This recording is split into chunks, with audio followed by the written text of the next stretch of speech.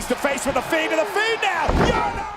There was something truly unnerving about Bray Wyatt. The dim light of his lantern, that slow, haunting music, and his eerie whisper, "Follow the buzzards." He was more than just another superstar when he first entered the darkness as the Eater of Worlds. He was a storyteller, a prophet of chaos, and a master of psychological warfare. Bray Wyatt was never meant to be ordinary. In a time when wrestling was full of loud gimmicks and flashy moves, he built something deeper, a myth. Every promo felt like haunting poetry, every entrance like a dark ritual. Behind it all was one of WWE's most creative minds, always reinventing himself and redefining what a wrestling character could be. However, the Lantern and the Swamp Cult weren't the start of this adventure. It started years earlier, when a young wrestler named Husky Harris was still searching for his true voice. From the cult leader of the Wyatt family to the terrifying alter ego known as the Fiend, the evolution that followed was unlike anything WWE had ever witnessed. Bray Wyatt's story is one of genius, evil, and rebirth. So let's venture into the shadows and discover the Eater of Worlds' origins and history.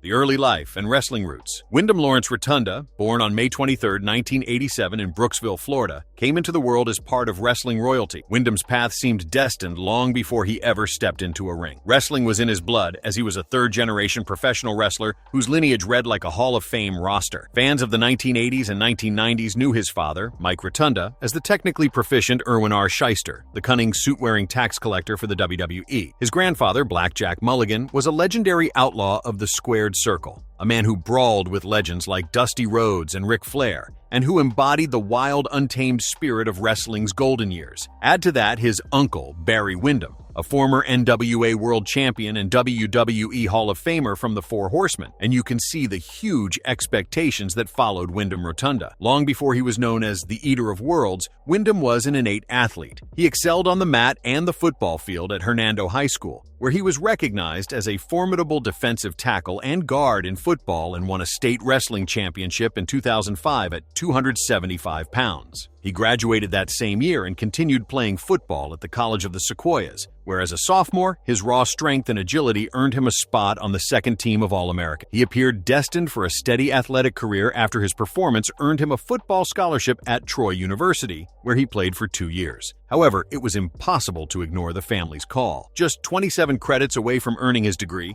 Wyndham left Troy and swapped football for wrestling, choosing the wild and unpredictable world of professional wrestling. In 2009, Rotunda joined WWE's developmental system, Florida Championship Wrestling, which produced future stars like Dean Ambrose, Seth Rollins, and Roman Reigns. FCW served as a creative furnace in addition to being a training ground. It tested both athletic prowess and the ability to stand out. Wyndham, who teamed up with his younger brother Bo Rotundo, made his debut as Alex Rotundo before changing his name to Duke Rotundo. Because of their unmistakable chemistry, the two defeated Chris Logan and Justin Angel later to win the FCW Florida Tag Team Championship. Although their reign was short, it was Wyndham's first championship victory and a tiny but significant prelude to what was to come. While Bo Rotundo found early singles success in FCW as a young, optimistic babyface, Wyndham's creative instincts led him in a darker direction. His early character experiments showed a fascination with storytelling and psychology. He studied the art of character development as well as wrestling during these developmental years. In interviews years later, he would mention being influenced by musicians, film characters, and old-school wrestling promos that blurred the line between villainy and truth. These ideas and his study of charisma and cult psychology would eventually shape his most famous characters. In 2010, Wyndham made his WWE main stage debut as Husky Harris in the second season of NXT. Harris was presented as the army tank with a Ferrari engine,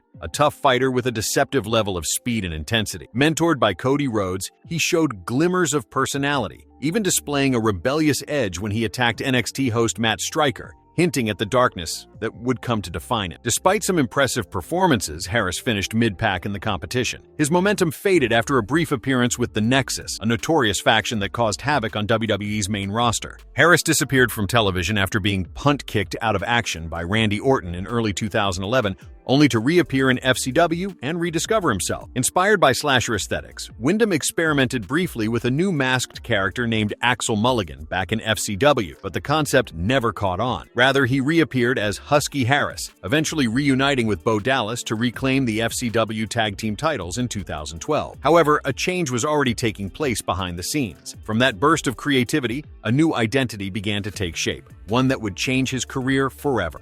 The birth of Bray Wyatt. By 2012, Wyndham Rotunda's story in WWE had reached a turning point. The Husky Harris chapter had ended, and from its ashes, something darker began to rise. Out of pure creativity and reinvention came a character unlike anything wrestling had seen in years: Bray Wyatt, the self-proclaimed Eater of Worlds. Rotunda debuted the Bray Wyatt persona in April 2012 while still in WWE's developmental system, FCW. He briefly sided with Eli Cottonwood early on, but it was obvious that this new persona was entirely his own. Bray Wyatt was now a philosophy embodied in human form, rather than a parody or gimmick. His voice carried the rhythm of a preacher, both poetic and unsettling. With a wide grin and southern drawl, Wyatt became a twisted version of salvation, seeing himself as the guilty conscience of a corrupt world. When WWE rebranded FCW into NXT, Wyatt debuted on the 4th episode, defeating Aiden English at Full Sail University. Fans realized right away that they were seeing something unique. His demeanor, the spooky lantern he held, and his eerie laughter all had a cinematic quality. Wyatt was preaching sermons, and his words blurred the line between villain and guide,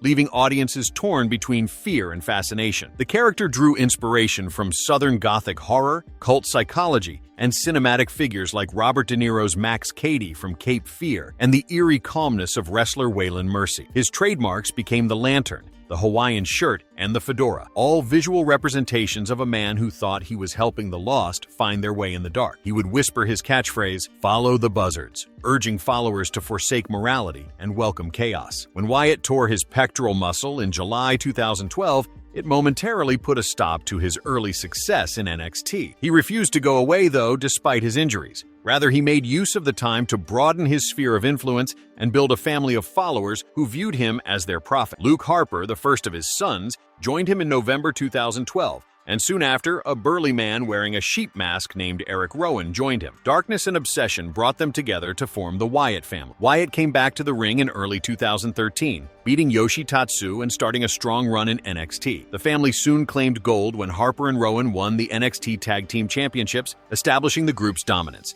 Their eerie presence, cryptic promos, and cult-like symbolism made them unlike any faction before. Wyatt's blend of charisma and menace turned him into the kind of villain that wrestling had not seen since the days of Jake the Snake Roberts, who was calm, methodical, and psychologically terrifying. Around this time, Wyatt came across a haunting song by Mark Crozer, a British musician who had uploaded his work online, hoping it might someday find a home on TV. The track, titled "Broken Out in Love," instantly resonated with Wyatt. Its slow, eerie melody and unsettling calm perfectly captured the soul of his character. Wyatt personally pitched the song to WWE and they agreed. The track was renamed "Live in Fear," becoming one of the most iconic entrance themes of the modern era. Eerie vignettes featuring Wyatt preaching about salvation through destruction, flickering lanterns, and an eerie backwoods compound started to appear on WWE Raw by the middle of 2013. The videos became more bizarre each week, peaking with his menacing declaration, "We're coming." The Wyatt family was finally introduced to the world on July 8, 2013. The arena became dark. Through the speakers came the eerie tune of "Live in Fear." With a lantern in hand, Bray guided Harper and Rowan through the darkness while muttering his famous opening line, "We're here." This was among the most memorable debuts in WWE history. That night, the trio brutally attacked Kane, marking their arrival in devastating fashion. They continued to assault other WWE stars in the following weeks, with Wyatt always concluding his promos with the chilling call to action, "Follow the buzzards." Wyatt also debuted his finishing move, the Sister Abigail, a swinging reverse STO named after a mysterious figure whose identity remained a tantalizing question for fans for years. Sister Abigail became a symbol of Bray's power and a storytelling device in itself, leaving audiences to wonder who Abigail was and what role she might play in his twisted world. Wyatt's momentum continued to increase. His sinister teachings and uncanny charm enthralled followers and unsettled his opponents. He became one of the most interesting characters in WWE thanks to his fights with Kane, Daniel Bryan, John Cena, and later Chris Jericho and The Shield. Fans who held up their phone flashlights during his arrival, known as Fireflies, came to represent his impact. The once pitch-black arenas were now illuminated by thousands of tiny lights, as if his followers were answering his call. By 2014, Wyatt's cult had grown beyond the ring. His promos turned into cultural events and were analyzed, quoted, and discussed. Every word mattered. Every story felt epic. He called himself a savior, a destroyer, a man who would burn the world to rebuild it in his image. Bray Wyatt not only reinvented himself, but also the art of wrestling storytelling from his NXT days to his eerie main roster debut. He led millions to Follow the Buzzards, turning chaos into belief and fear into fascination.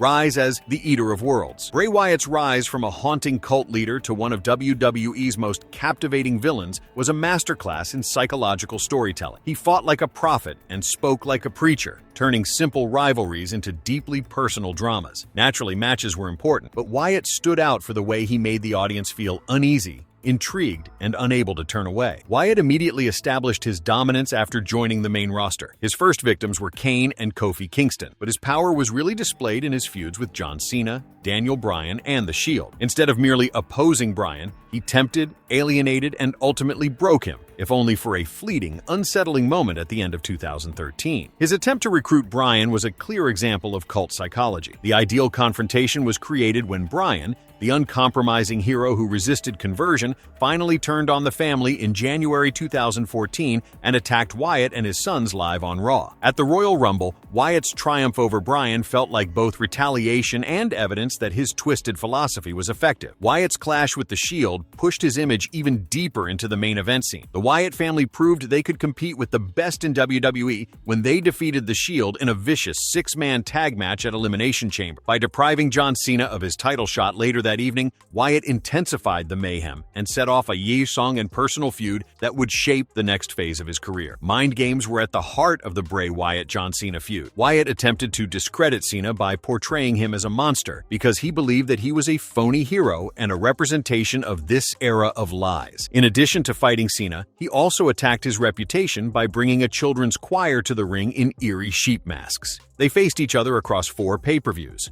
Cena won at WrestleMania 30, Wyatt got his revenge in a steel cage at Extreme Rules, and Cena ended the feud with a brutal last man standing match at Payback. Later, Wyatt joined the Money in the Bank match for the vacant World Heavyweight Championship, which Cena won. More than just about winning or losing, Wyatt made the fight about right and wrong, showing that even heroes can be pushed to their breaking point. Wyatt's mind games didn't just stop with Cena. His 2014 feud with Chris Jericho, which began with a locker room attack and resulted in 3 matches, exposed a more vicious side of him by fusing classic wrestling intensity with eerie storytelling. By now, his promos were must-watch moments, full of dark Southern imagery, odd metaphors, and that slow, eerie smile that revealed he enjoyed torturing his opponents as much as he felt sorry for them. 2 WrestleMania moments defined Wyatt's legend. At WrestleMania 30, he faced Cena, which was a key match that established him as a notorious main roster threat. A year later, Wyatt referred to himself as the new face of fear in a series of enigmatic promotional videos following the Royal Rumble. He came out of a coffin at Fastlane on February 22nd and challenged The Undertaker to a match at WrestleMania 31. Which The Undertaker accepted. Their match at WrestleMania was full of symbolism. Undertaker escaped a Sister Abigail, and Wyatt kicked out of a tombstone. Though Undertaker won, the match showed Wyatt could stand tall against a living legend without cracking under the pressure. The Eater of Worlds label described how Bray operated. He consumed personas, fears, and narratives, then digested them into something unnerving and new. His Sister Abigail finisher evolved into a ritual and a representation of the authority he possessed in his on-screen sermons. Wyatt's influence was greatly influenced by fan response. Lantern in hand, arenas illuminated like fireflies by fans' cell phone flashlights. His entrances became instantly recognizable. Follow the Buzzards became a social media meme, a chant,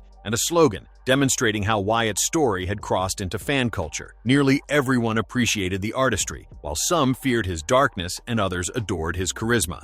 Dark rivalries. Bray Wyatt's next chapter developed like a gothic epic, combining elements of apocalyptic cult fiction and family drama. With slow-burning sermons and outright mayhem, he began targeting some of WWE's most beloved heroes, setting his sights on Roman Reigns. At Money in the Bank 2015, just as Reigns was about to capture the briefcase, the lights dimmed and Wyatt appeared, whispering, "Anyone but you, Roman." It was a line that encapsulated his jealousy, disdain, and philosophy all at once. Their feud became personal. Wyatt attacked Reigns' family values, using mind games and manipulation rather than brute force. At Battleground, he defeated Reigns with help from his former follower, Luke Harper, reforming the Wyatt family in all its eerie glory. Soon after, the family's power expanded. After Wyatt and Harper were defeated by Reigns and Dean Ambrose at SummerSlam 2015, Wyatt unveiled the imposing Black Sheep, Braun Strowman, the following evening. The mythology of the family grew with Strowman's arrival. They were no longer just a creepy trio. They were a full-blown physical threat. Night after night, the Wyatts terrorized top names. At Night of Champions, they beat Reigns, Ambrose, and Jericho,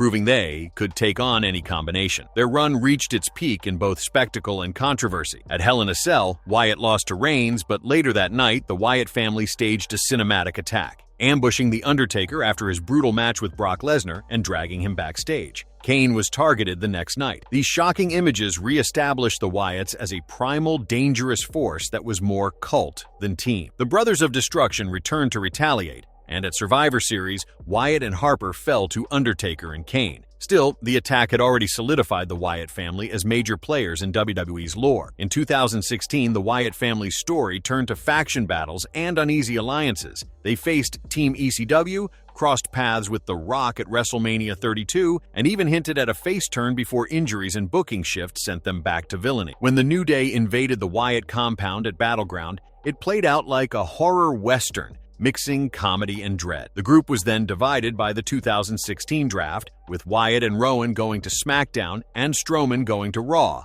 which paved the way for the family's eventual dissolution. That collapse came with Randy Orton. What began as a psychological conflict, in which Wyatt taunted Orton and called him damaged, evolved into a duplicitous partnership. Orton joined the Wyatt family and pretended to be loyal, creating a dynamic team. They won the SmackDown Tag Team Championship at TLC, earning Wyatt his first WWE title gold, and they were the remaining members of Team SmackDown at Survivor Series. Orton's devotion, however, was a lie. Orton's betrayal reached its dramatic climax as tensions with Luke Harper increased. He desecrated Sister Abigail's grave, set fire to the Wyatt compound, and ended Wyatt's inaugural WWE Championship reign at WrestleMania 33, cutting short a 49-day reign that had begun with Wyatt triumphing in the Elimination Chamber over John Cena, AJ Styles, The Miz, Dean Ambrose, and Baron Corbin. What had started as a calculated psychological game ended with the Prophet undone by his own follower, leaving one of WWE's most chilling storylines of trust and treachery etched into history. Wyatt refused to disappear quietly. He battled through a series of rivalries, losing a House of Horrors rematch turned non-title bout to Orton at Payback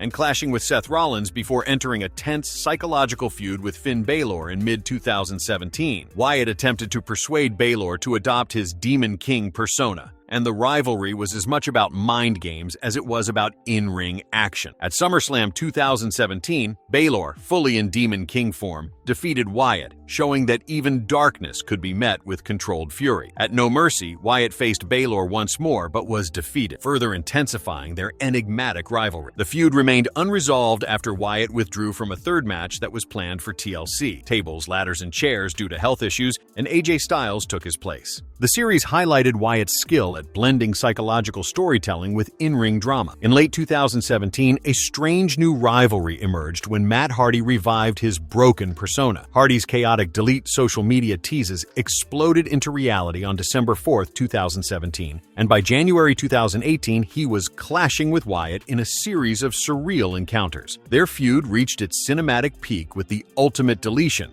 filmed at the Hardy compound, where Hardy, with his eccentric entourage, defeated Wyatt and seemingly sent him into the Lake of Reincarnation. True to Wyatt's mythic nature, his apparent death was short-lived. He returned at WrestleMania 34 as a surprising ally, helping Matt Hardy win the Andre the Giant Memorial Battle Royal and turning face in the process. The Deleters of Worlds, a duo that combines madness and meta-commentary, were formed as a result of the tense truce. On April 27, 2018, they defeated Cesaro and Sheamus to win the uncontested Raw Tag Team Championships at the Greatest Royal Rumble. However, the collaboration was short-lived as they lost the titles to the B-Team at Extreme Rules, were unable to win them back in a rematch, and broke up when Hardy took a break. Behind the scenes, reports suggested WWE had grown weary of the constant creative ideas from both talents, ultimately ending the experiment. Bray Wyatt consistently pushed the limits of wrestling storytelling throughout all of his arcs, including Reformation, betrayal, championship victories, film feuds, and unconventional alliances. His stories were larger than any one match, whether he was enlisting followers, setting compounds on fire, or forming uneasy alliances. He crafted chapters in an ongoing horror fable, and even when storylines stumbled, his creations, Sister Abigail, the Lantern, the Buzzards, lingered in the audience's imagination. Firefly Funhouse and The Fiend. Bray Wyatt's return in April 2019 felt like the calm before a storm after months of silence. A happy children's show host wearing bright sweaters, surrounded by pastel walls and colorful puppets, had taken the place of the swamp cult leader. Something sinister lurked beneath the Firefly Funhouse's smile. It was evident from the first segment that this was a total psychological shift rather than merely a new trick. Every word Bray said had a spooky undertone, even though he spoke to the camera like a friendly teacher. His puppets, Mercy the Buzzard, Abby the Witch, and Ann Ramblin' Rabbit, were uncanny representations of his former selves and unspoken traumas. Then came The Fiend. Wyatt unveiled his new persona in July 2019. A terrifying, nightmare-like creature. Horror icon Tom Savini created the hideous and symbolic mask, which featured a twisted smile that was frozen in fear. This was more than just a new identity. It was the outward manifestation of all the things Bray had suppressed, including his pain, rage, and insanity. The WWE Universe shuddered when The Fiend attacked Finn Balor in his shocking debut. He connected his new monster to the long history of terror and fear in WWE by using the Mandible Claw, a move that was first made popular by Mankind. At Clash of Champions, The Fiend attacked Seth Rollins, setting up a Hell in a Cell match that would define both men's careers, though not in the way WWE hoped. Their Hell in a Cell clash was drenched in eerie red light, creating a haunting atmosphere. However, the referee halted the match and declared it a no contest after Rollins hit The Fiend with a sledgehammer and buried him under weapons. At the end, the audience erupted in jeers. It turned out to be one of WWE's most criticized endings, rather than The Fiend's final moment of supremacy. The nightmare wasn't over, though, as The Fiend reappeared after the stoppage and used the Mandible Claw to attack Rollins once more. Wyatt rebounded when he was drafted to SmackDown, and Rollins responded by burning down the Firefly Funhouse in a storyline outburst. However, The Fiend remained. He finally won the Universal Championship at Crown Jewel 2019 after defeating Rollins in a Falls Count Anywhere match that was unstoppable for any reason. The Fiend quickly revealed a personalized version of the title, a hideous construct that perfectly reflected the horror of his persona and featured his own warped face molded into it. After overcoming The Miz at TLC and successfully defending his Universal title against Daniel Bryan at Survivor Series 2019, Wyatt's dominance showed no signs of slowing down. He began 2020 strong by once again defeating Bryan, this time in a brutal strap match at the Royal Rumble. However, his momentum came to a shocking halt at Super Showdown, where The Fiend suffered his first loss, falling to Goldberg in under 3 minutes. The defeat ended his 118-day reign as Universal Champion and sparked major controversy among fans. When the pandemic forced WWE into empty arenas, Bray Wyatt seized the opportunity to unleash his full creativity. 6 years after their confrontation at WrestleMania 30, The Fiend faced a returning John Cena at WrestleMania 36, paving the way for a rematch. But what happened next was something wrestling had never seen before: the Firefly Funhouse match. It developed as a spooky cinematic journey through Cena's past and Wyatt's fractured mind rather than a conventional fight. The match blurred the boundaries between fiction and reality with its abundance of symbolism about ego, failure, and redemption. In the end, The Fiend prevailed,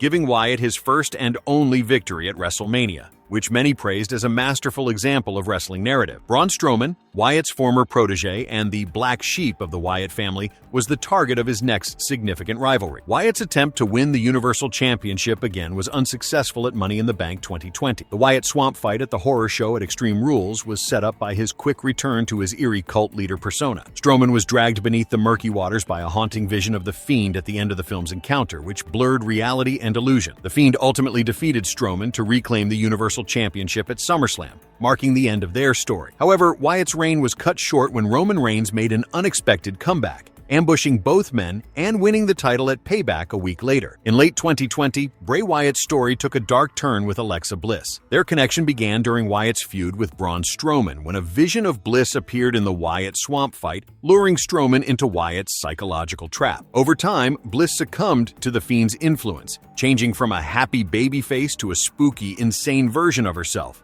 a role she had always desired to play. Their eerie chemistry led to a feud with Randy Orton, who famously burned the Fiend alive in a Firefly Inferno match at TLC 2020. Later, Bliss sought retribution by participating in a rare intergender match at Fastlane 2021, where Wyatt returned to assist her in winning. At WrestleMania 37, their partnership came to an end when Wyatt lost the match due to distraction caused by Bliss, who was covered in black liquid and standing atop a giant Jack-in-the-Box. The next night on Raw, Bliss declared she no longer needed the Fiend and Bray appeared in a Firefly Funhouse segment, saying he was ready for a fresh start. Though her motives were unclear, their storyline remains one of WWE's most haunting and psychologically complex partnerships. That new beginning never came. Bray Wyatt was released from WWE on July 31st, 2021. The wrestling community was shocked by the news. There were conflicting reports. Some claimed he was ill or under stress, while others claimed he was frustrated with the creative direction. Although management frequently misunderstands him, many WWE members characterized him as one of the most creative minds in wrestling history. The influence of the Fiend cannot be denied. The chilling red lights, his lantern shaped like his own severed head,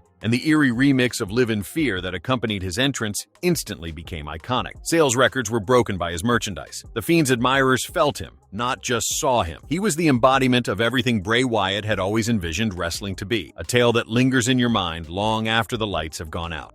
Final return and enduring legacy. The WWE Universe was electrified by Bray Wyatt's unexpected return in 2022 after a long absence. Fans eagerly scanned a viral marketing campaign featuring hidden QR codes on Raw and SmackDown for hints during weeks of teasing. Every code pointed to the enigmatic White Rabbit that appeared throughout WWE broadcasts, and each code led to cryptic websites with spooky images, minigames, and puzzle. The build-up created non-stop speculation, leaving fans on edge, eager to see what or who would step out of the shadows. Wyatt made his official return at Extreme Rules on October 8, 2022, appearing alongside live-action versions of his Firefly Funhouse characters and a new haunting mask. This marked a fresh evolution of his Firefly Funhouse persona, blending the playful, surreal side of his character with an underlying darkness. In a moving promo that aired on SmackDown a few days later, he thanked fans for their support during his personal hardships, bringing the legendary character to life and reminding everyone that Bray Wyatt was more than a performer, he was a person who had a strong bond with his audience. With Wyatt's return, a new mysterious character was added, Uncle Howdy, who was played by his brother Taylor Rotunda, previously Bo Dallas. Uncle Howdy first appeared to help Wyatt fend off an attack from LA Knight, but 2 weeks later, he suddenly turned on him. This twist added a new layer of mystery and expanded the eerie world of the Firefly Funhouse. In January 2023, during the Raw 30th anniversary show, Wyatt interrupted a confrontation with LA Knight. This time, Wyatt shared the stage with The Undertaker, who appeared to give Wyatt his blessing. This symbolic passing of the torch moment highlighted how highly Wyatt was regarded by WWE legends. At the 2023 Royal Rumble, Wyatt beat LA Knight in a glow-in-the-dark Mountain Dew pitch black match. It was also his last televised match, but then reality set in. According to reports, Wyatt was battling a serious, potentially fatal illness that was made worse by a COVID-19 infection that aggravated an underlying heart condition. By late February, he had discreetly vanished from television. His storyline with Bobby Lashley leading up to WrestleMania 39 was abruptly dropped, which alarmed wrestlers and fans alike. Tragic events occurred in spite of expectations for a complete return. Bray Wyatt shocked the wrestling community and left a deep void when he suffered a heart attack and died on August 24, 2020. WWE and the wrestling community responded with an outpouring of tributes. WWE honored Wyatt and Hall of Famer Terry Funk, who had died the day before, on the August 25th episode of SmackDown by having current superstars, former employees, and those who are no longer with the company make appearances. Social media was inundated with love and respect messages, showcasing Wyatt's warmth, mentorship, and generosity behind the scenes in addition to his skill in the ring. Legends like Hulk Hogan praised his creativity, while current stars, including Becky Lynch, shared personal stories of his kindness and influence on their own character work. Even though Wyatt's comeback was brief, it reaffirmed the qualities that made him so memorable. His capacity to reinvent himself, the development of intricate, psychologically complex plots, and the ability to emotionally engage fans. His dedication to long-term storytelling was evident in the Firefly Funhouse and Uncle Howdy plotlines, which combined intimate character work, horror, and surrealism in ways that few wrestlers had ventured. Wyatt's presence attracted attention, leaving both fans and co-workers in awe, even during his final televised match at the Royal Rumble 2023. The impact of Bray Wyatt goes well beyond wins, titles, or matches. By redefining what a WWE character could be, He showed that wrestling could simultaneously be art, horror, and human drama. Numerous wrestlers were motivated to take chances, embrace uniqueness, and delve into their darker sides by his inventiveness. Even though Bray Wyatt's career was tragically cut short, his influence will live on in the wrestling community forever thanks to his unforgettable stories in the squared circle, fans, and peers. In the end, Bray Wyatt was a force of imagination, a storyteller who blurred the line between reality and nightmare, leaving a legacy that will never be forgotten.